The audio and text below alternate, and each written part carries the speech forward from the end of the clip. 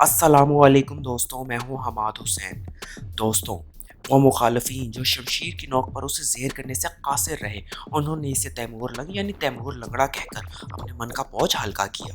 14ویں صدی میں ان کے دشمن مثلاً سلطنت عثمانیہ کے حکمران ہوں یا پھر بغداد یا دمشق کے حکمران، ان کے لیے تیمور کو جنگ میں شکست دینا تو مشکل تھا، تاہم ان کی ٹانگ کا مذاق اڑانا نہایت آسان تھا۔ یہاں تک کہ دمشق کے رہنے والے مورخ احمد بن عرب شاہ، جن کا شمار ان کے سخت ناقدین میں ہوتا ہے، انہوں نے بھی تسلیم کیا تھا کہ تیمور ایک انتہائی باہمت اور طاقتور حکمران تھے۔ دوستوں، آج کی اس ویڈیو میں ہم امیر تیمور کی زندگی سے ریلیٹڈ کچھ انٹرسٹنگ فیکٹس کے بارے میں جانیں گے، تو وقت کو ضائع کیے بغیر ویڈیو کا آغاز کرتے ہیں۔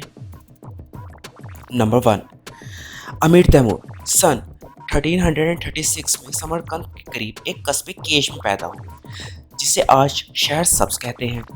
معروف مصنف ہیرٹ لیم نے انہیں آخری فاتح عالم قرار دیا ہے۔ ان کی زندگی گھوڑے کی پیٹھ پر بسر ہوئی اور آدھی دنیا کو، لشکروں کو یکے بعد دیگرے مغلوب کیا اور اپنی سلطنت وسطی ایشیا سے افغانستان، ہندوستان، فارس، بغداد و دمشق، انقرہ اور آرمینیا تک وسیع کی۔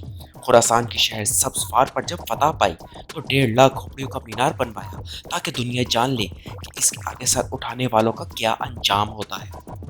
نمبر 2، سمرقند و بخارا پر تصرف حاصل کرنے کے بعد امیر تیمور نے ایک حیرت انگیز خواب دیکھا، جس میں سے آسمان سے معلق ایک سیڑھی پر چڑھنے کی ترغیب دی جاتی ہے۔ جب وہ کئی زینے اوپر چڑھ چکا ہوتا ہے تو ایک غیبی آواز آتی ہے، کیا تو جانتا ہے کہ تو نے کتنے زینے طے کر لیے ہیں؟ تیمور نے جواب دیا، نہیں۔ پھر آواز آئی، تو جتنے زینے چڑھ آیا ہے یہ تیری زندگی کی شب و روز ہے، البتہ تو جب تک زندہ رہے گا اوپر ہی جاتا جائے گا، کبھی نیچے نہیں آئے گا۔ لہٰذا ایک نصیحت یاد رکھ کہ ہمیشہ دانشوروں، علماء، صنعت کاروں اور شاعروں کا لحاظ رکھ، انہیں عزت و احترام کی نگاہ سے دیکھ، چاہے وہ تیرے مخالف ہی کیوں نہ ہو، اور ایسے لوگوں کو ہرگز تکلیف نہ پہنچا خواہ وہ تیرے دین کو نہ مانتے ہوں۔ تیمور نے اس نصیحت پر عمل کیا اور وہ جس شہر کو تاراج کرتا وہاں لاشوں کے انبار لگا دیتا، لیکن وہاں کے ادیبوں، شاعروں اور دانشوروں کے گھروں کو جائے امان قرار دے دیتا تھا۔ نمبر 3، اس میں کوئی شک نہیں کہ وہ جنگ و جدل کا دل داتا تھا۔ اسے دشمن کے تن سے سر جدا کرنے کے بعد خون کے ابلتے فوارے کو دیکھ کر ایک راحت محسوس ہوتی اور وہ چنگیز خان کی طرح انسانی کھوپڑیوں کے مینار تعمیر کیا کرتا تھا۔ وہ جس شہر کو فتح کرتا اس کے تمام مرد قتل کر دیے جاتے اور سب عورتیں باندیاں بنا لی جاتی تاکہ اس کی فوج جس شہر کو فتح کرنے نکلے وہاں اس انجام سے بچنے کے لیے لوگ مزاحمت نہ کریں اور ہتھیار ڈال دیں۔ اس کے نزدیک بے وفائی اور غداری ناقابل معافی اور ناقابل تلافی جرم تھا۔ جو بھی اس کے ساتھ غداری کا مرتکب ہوتا اسے زندہ پکڑے جانے پر یہ سزا دی جاتی کہ جلاد سر عام اس شخص کی کھال کھینچتا، اور اگر یہ شخص کھال کھینچنے کے بعد بچا رہتا تو اسے ابلتے ہوئے تیل کے کڑاہے میں ڈال دیا جاتا۔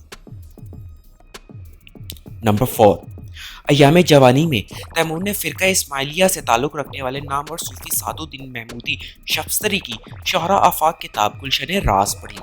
اس تصنیف نے تیمور کو اس قدر گرویدہ کر لیا کہ جب ایران کی فتح کے دوران مشرقی صوبہ آذربائیجان کی اینٹ سے اینٹ بجائی تو تیموری افواج شبستر نامی شہر میں داخل ہوئی تو وہاں کے باشندے اپنی جان کے خوف سے بھاگ نکلے، مگر امیر تیمور کے حکم پر منادی کرا دی گئی کہ اہل شبستر واپس لوٹ آئے، ان کی جان و مال کی حفاظت کی جائے گی۔ مکینوں کی واپسی کے بعد مردم شماری کرائی گئی کہ کتنے افراد کی عمریں 15 سال سے زائد ہیں۔ معلوم ہوا شبستر میں 3891 مرد و زن کی عمریں 15 سال سے زائد تھی۔ تیمور نے حکم دیا کہ نہ صرف ان کی جان و مال کو مقدس جانا جائے بلکہ ہر شہری کو فی کس 5 مشکال سونا دیا جائے۔ یوں 1,94,055 مشکال سونا تقسیم کیا گیا۔ نمبر 5، معروف شاعر شمس الدین محمد شیرازی، جنہیں ہم حافظ شیرازی کے نام سے جانتے ہیں، شیراز کی فتح کے بعد جب خمیدہ کمر اور ضعیف العمر حافظ شیرازی کو امیر تیمور نے دربار میں پیش کیا تو ان کی ایک آنکھ سے پانی بہہ رہا تھا، لباس سے غربت جھلک رہی تھی۔ سامنے آتے ہی امیر تیمور نے پوچھا، کیا یہ تمہارا شعر ہے؟ اگر وہ میرا ترک شیرازی محبوب دل سے میرا ہو جائے تو میں سمرقند و بخارا کو اس کے چہرے کے سیاہ دل پر قربان کر ڈالوں۔ تیمور نے ہنستے ہوئے کہا، حد ہو گئی فیاضی کی، میں نے ہزاروں جانوں کی قربانی دے کر اور خون کی ندیاں بہا کر سمرقند و بخارا کو فتح کیا اور تم محبوب کے ایک دل پر نچھاور کیے جاتے ہو۔ جواباً حافظ شیرازی نے اپنی شیروانی کے بٹن کھول کر چیترا نما قمیض کی جانب اشارہ کرتے ہوئے کہا، ہماری اسی بخشش اور دریا دلی نے تو ہمیں یہ دن دکھائے ہیں سرکار۔ شمس الدین محمد شیرازی کی حاضر جوابی سے خوش ہو کر امیر تیمور نے اسے 1000 سونے کے سکے بخش دیے۔ نمبر 6، وہ نہ صرف حافظ قرآن تھا بلکہ اس کا حافظہ اتنا قوی تھا کہ قرآن کی کوئی بھی آیت الٹی پڑھ سکتا تھا۔ تیمور دینی اور دنیاوی علوم کا ماہر تھا، اسے ہم مفتی بھی کہہ سکتے ہیں۔ تیمور کی آپ بیتی سن 1783 میں منظر عام پر آئی، جسے ایک فرانسیسی مصنف مارسل بریو نے مرتب کیا تھا۔ تیمور کے ہاتھ سے لکھی ہوئی یادداشتوں کا اصلی نسخہ یمن کے بادشاہ جعفر پاشا کے پاس محفوظ تھا، جو ہندوستان سے ہوتا ہوا برطانیہ پہنچ گیا۔ نمبر 7، ایک روایت میں آتا ہے کہ تیمور نے جب دلی کا محاصرہ کر رکھا تھا تو ایک روز ہندوؤں کا روحانی پیشوا قلعے کی دیوار پر چڑھ کر تیمور سے مخاطب ہوا اور کہا کہ اے امیر، تو اس وقت 63 برس کا ہو چکا ہے، اگر تو دلی فتح کرنے کا ارادہ ترک کر کے یہاں سے چلا جائے تو 94 برس کی عمر پائے گا، لیکن اگر تو اس شہر میں داخل ہونے پر پذیر رہا تو تیری طبعی عمر 70 برس ہوگی۔ تیمور نے اس کی سنی انسنی کرتے ہوئے محاصرہ جاری رکھا اور بالآخر دہلی کو فتح کر کے تاخت و تاراج کر ڈالا۔ حیرت کی بات یہ ہے کہ تیمور نے واقعی 70 برس کی عمر پائی اور 19 فروری سن 1405 کو اس وقت انتقال کر گیا جب وہ چین فتح کرنے جا رہا تھا۔ نمبر 8، سلطنت عثمانیہ کے سلطان بایزید اول نے صلیبی فوج کے خلاف شاندار فتح پائی، لیکن اس کے تقریباً 6 برس بعد 20 جولائی سن 1402 کو جنگ انقرہ میں اسے امیر تیمور کے ہاتھوں ہزیمت کا سامنا کرنا پڑا۔ امیر تیمور نے اپنے دور کی بہت بڑی طاقت کو بہتر حکمت عملی سے شکست دی۔ تیموری فوج اندازاً 1,40,000 سے زائد تھی، جس میں زیادہ تر گھوڑ سوار تھے، اس میں 32 جنگی ہاتھی بھی شامل تھے۔ بایزید اول کی فوج تقریباً 85,000 پر مشتمل تھی۔ اس میں ایک کرداری تتاری دستوں کا تھا جنہوں نے عین جنگ کے موقع پر وفاداری تبدیل کی۔ بایزید اول نے نزدیکی پہاڑوں میں پناہ لے لی، تاہم تیموریوں نے پیچھا کر کے اسے گرفتار کر لیا۔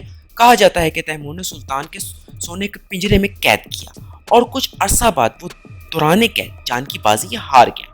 وہ واحد عثمانی سلطان تھا جو دشمن کے ہاتھوں قید ہوا۔ مجھے امید ہے دوستوں کہ آپ کو یہ آج کی ویڈیو ضرور پسند آئی ہوگی۔ اس ویڈیو کو لائک، شیئر اور سبسکرائب کرنا مت بھولیے گا۔ اگر زندگی نے وفا نبھائی تو یہ ناچیز آپ سے بہت جلد اگلی ویڈیو میں ملے گا۔ اپنا اور اپنی فیملی کا بہت سارا خیال رکھیے گا۔ اللہ حافظ۔